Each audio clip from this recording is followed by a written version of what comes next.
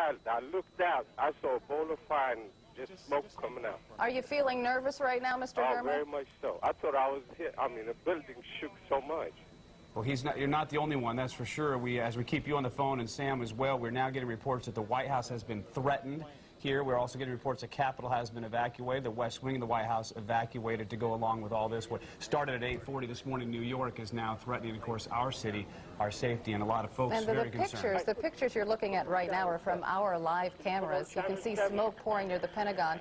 Mr. Gurma, do you want to add anything? I can hear you're still on the phone with us. I'm trying to get out of here because I live a few miles from the Pentagon. Okay, you get going, Mr. Gurma. We understand. Thank you for joining us. Let's go to a White House shot that we have right now. The White House West Wing has been evacuated, as we understand. We know that President Bush is not there, but he is on his way back to Washington.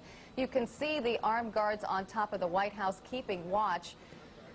But at this point, they, as well as we, don't know exactly what's going to happen, but everyone is on standby, as you might expect. And as you mentioned, in case people are wondering and didn't see President Bush in Florida for an educational issue down there, he made a brief announcement about this and said he was on his way back here to deal with it, and of course saying that the terrorist acts will not be tolerated and that they will be looking into it. But after he made that comment is when it happened at the Pentagon. At that time, only the two planes had crashed into the Twin Towers, the World Trade Center in New York. We wish you could tell you more about what's going on in our own backyard at the Pentagon. We don't know if there were any injuries. We do know there was a construction scene on the scene at the time. We do know when they heard something explode, they turned around and they started to run. We do not know if anyone inside the Pentagon or around it was hurt. Okay, we have another person on the phone. Janet, are you with us? Yes, I am. We understand that you witnessed this plane, a plane crash into the Pentagon? Yes, sir, I did. Tell us exactly what you saw. Well, I live in a high-rise building just outside of Roslyn, and I was actually glued to the television, and I have an office here, and it's all glassed in, and I saw a plane just coming right in front of my window, flying at a path that the commercial planes do not fly. Not coming into the direction to land at National Airport. How big was the plane? It certainly looked larger. Every once in a while there's a flight path difference for smaller private planes that come in. This was not a small private-looking plane. It looked more like sort of a commuter-type plane. And you said it was sizable, yeah. And then you said it was headed directly to the Pentagon. Yeah, it was heading in the direction of the airport, and I thought, this plane is way too low, and there's no runway that it goes in that direction, and it didn't turn at all. And I just, as soon as I saw it, I knew it was way too low and not on a flight path that I'd ever seen before living here. Okay, and what did you hear? I couldn't hear anything from where I am. I just saw the plane just disappear out of my sight beyond the trees, and then I just saw massive billows of smoke. And then a few minutes later, I heard it was, and it basically is obviously right where the Pentagon is. I can't see the Pentagon; it's covered with trees. Are you in a safe place right now? As far as I know, I'm in my apartment where I live, so I am on the 13th floor of a high-rise in Roslyn here. We can see on the bottom right-hand corner of our screen, you can see the firefighters spraying at the Pentagon, trying to put out that fire. Jan, were you already aware of what happened in New York when you saw this coming? Yes, sir, I was. I was glued to the television. Because I actually am running an event in New York at the end of the week. Oh, you poor thing. Okay, we're going to go back to our Sam Ford, who's at Reagan National right now. We understand the FAA has taken some action. Sam, can you tell us what it is? Yes, Carol. Because of this situation, the FAA has shut down all aircraft flights across the country. I think it is a situation where it is too dangerous.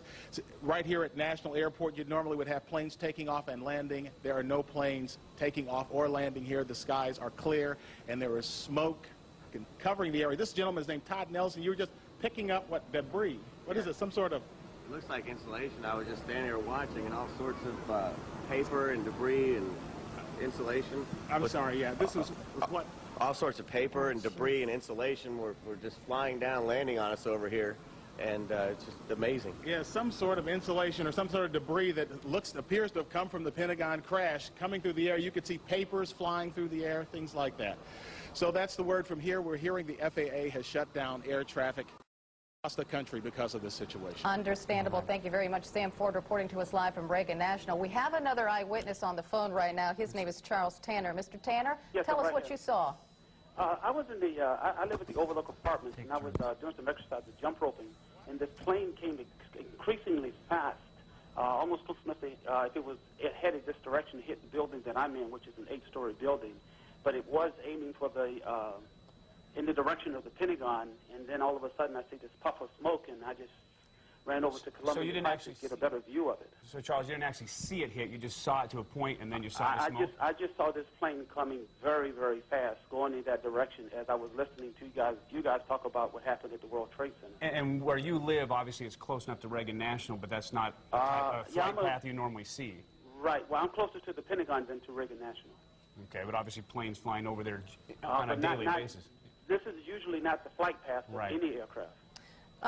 Mr. Tanner, we do have more information about exactly where that plane crashed. We understand right now from the AP that it crashed near a helicopter landing pad near the Pentagon. So as far as we know, it didn't crash directly into the Pentagon. From where you are, Mr. Tanner, are you okay? Are you safe? Well, unless, of course, the plane decides to hit this building, yes, I think I'm very safe. Can you believe that this is happening in Washington, D.C., Mr. Tanner? I want to say yes and no, okay, because of different terrorist activities and things of that nature, and because of what happened at the World Trade Center, I would say that it doesn't surprise me. I'm just a little shaken that it has happened. And I'm not sure when we talk about that helicopter pad, if it's the one that's on the west side where you drive by all the time on the main street, that you can see if there's another one there as well that a lot of folks go by there on a daily basis. We quickly want to recap before we return it to ABC News. The State Department has now been evacuated. The White House has been evacuated. The Capitol has been evacuated. There was a credible threat to the mansion, which I'm talking about the White House here, and so the entire White House has now been evacuated. Of course, this all started in New York about 8:40. We want to go back to ABC News and allow them to continue their coverage of this entire and unbelievable incident that's going on. I'm Don Hudson along with Carol Costello. We send it now back to ABC News. Just before 9 o'clock, and the second one was after that. And John Miller, you're listening. Actually, it's interesting. There's no way to characterize any part of this as fortunate, but if you look at cities who are prepared to handle an incident like this, and as you've seen New York's emergency response to this, it is probably one of the few places that is prepared with the kind of equipment, response, and rescue efforts that could actually address something like this. And Washington is probably the other. Immediately when this happened, the entire emergency service unit, which comprises hundreds of specially trained cops, was mobilized to the scene.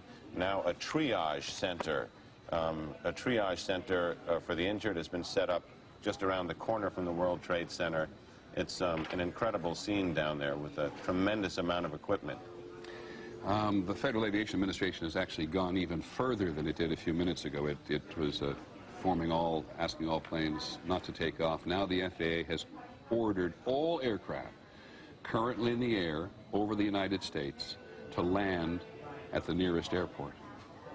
Now you can imagine what may be happening, or what they think might be happening in some part of the country, that there is somebody else on some aircraft coming from somewhere or going somewhere with evil intentions, and so all aircraft currently in the air over the United States have been ordered to land at the nearest airport. I think what you're going to see... Hang on a sec, John. I just want to check one thing, because one of the very first people the President talked to was the director of the FBI, and Pierre Thomas, who covers the Justice Department and the FBI for us, has been here. They may think they prepare for this kind of thing, Pierre, but man, it must have been a shock. Stunning shock. The FBI Special Operations Center is now in full alert. The FBI extremely concerned that there would be additional attacks.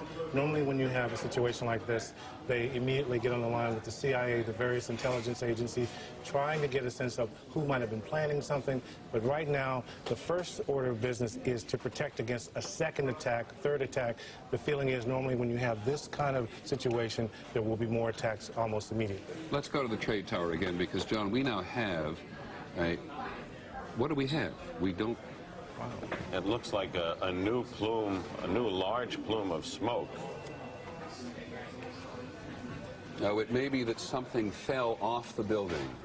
It may be that something has fallen. We don't know, to be perfectly honest. But that is what you're looking at, is the current.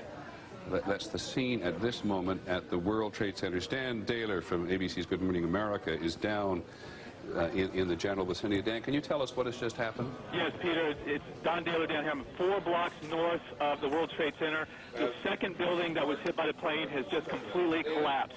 The entire building has just collapsed, as if a demolition team set off. When you see the old demolitions of these